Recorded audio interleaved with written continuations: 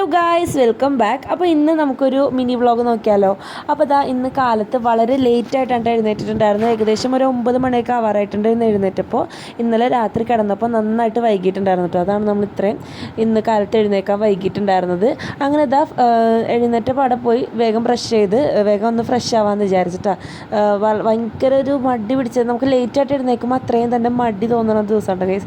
അങ്ങനെ നമ്മൾ ഫേസൊക്കെ ഒന്ന് വാഷ് ചെയ്യാമെന്ന് വിചാരിച്ചിട്ട് നന്നായിട്ട് ക്ലെൻസർ വെച്ചിട്ട് നമ്മൾ ക്ലെൻസ് ചെയ്യണം കേട്ടോ. അങ്ങനെ നമ്മൾ നന്നായിട്ട് ഫേസൊക്കെ വാഷ് ചെയ്തതിന് ശേഷം പിന്നെ നമ്മൾ കുറച്ച് വെള്ളം കുടിക്കാൻ വേണ്ടി പോയിട്ടുണ്ടായിരുന്നു. കാലത്ത് വെള്ളം കുടിക്കണമല്ലോ, അങ്ങനെ നമ്മൾ വെള്ളം കുടിക്കാൻ വേണ്ടി പോയിട്ടുണ്ട്. അങ്ങനെ വെള്ളമൊക്കെ കുടിച്ചതിന് ശേഷം പിന്നെ ചായ കുടിക്കാൻ കേട്ടോ. ഉച്ച കാലത്ത് ചായയൊക്കെ ഉണ്ടാക്കി വെച്ചിട്ടുണ്ടായിരുന്നു. അങ്ങനെ ചായയൊക്കെ ആയിട്ട് നേരെ അപ്പുറത്ത് പോയിരുന്ന് കുറച്ച് കാറ്റൊക്കെ കൊണ്ട് ചായ കുടിക്കാമെന്ന് വിചാരിച്ചു. പക്ഷേ ചായ കുടിച്ചപ്പോഴാണ് അറിയുന്നത് ഗൈസ്, മധുരം കുറവായിരുന്നു. എനിക്ക് കുറച്ചുകൂടി മധുരമൊക്കെ വേണം. ഉമ്മച്ചി ഭയങ്കര മധുരം കുറച്ചിട്ടുണ്ടായിരുന്നു കേട്ടോ. അങ്ങനെ ഉമ്മച്ചിക്ക് ഇന്ന് ഒരു കല്യാണമൊക്കെ ഉണ്ടായി. അങ്ങനെ കാലത്ത് ഉമ്മച്ചി അങ്ങോട്ടേക്ക് പോയി. ഞങ്ങളുടെ റിലേറ്റീവിൻ്റെ കല്യാണമാണ്. ഞങ്ങൾ വൈകിട്ട് റിസപ്ഷന് പോകാൻ വേണ്ടിയാണ് വെയിറ്റ് ചെയ്തിരിക്കുന്നത് കേട്ടോ ഗൈസ്.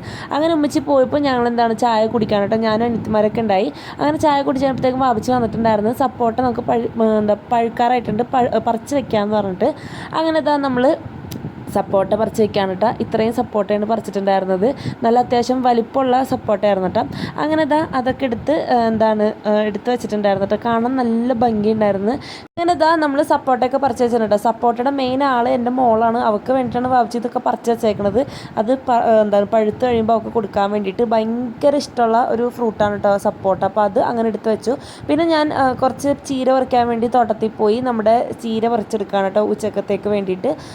ഏകദേശം ഒരു പിടിയോളം നമുക്ക് കിട്ടിയിട്ടുണ്ടായിരുന്നു, എടുത്തിട്ടുണ്ടായിരുന്നു കേട്ടോ. നല്ല കിളുന്ത് ചീരയാണ് കേട്ടോ. അതുകൊണ്ട് തന്നെ നല്ല പെട്ടെന്ന് അലിഞ്ഞു പോകുമായിരുന്നു കേട്ടോ നമ്മൾ ഉണ്ടാക്കി കഴിയുമ്പോൾ. പിന്നെ നമ്മൾ പിന്നെ അതിന് ശേഷം വെള്ളം എടുക്കാൻ വേണ്ടി പോയിട്ടുണ്ടായിരുന്നു. നമ്മുടെ ബ്ലൂബെറി കമ്പനിയിൽ നമ്മൾ ബ്ലൂബെറിയുടെ വെള്ളം എടുക്കാൻ വേണ്ടി പോയിട്ടുണ്ടായിരുന്നു ഗൈസ്. അങ്ങനെ അതൊക്കെ എടുത്തുമ്പോൾ തിരിച്ചു വന്നു. അപ്പോൾ അത്രയുള്ളൂ. നമുക്ക് നെക്സ്റ്റ് വീഡിയോ ആയിട്ട് കാണാം. അതുവരെ ടാറ്റാ.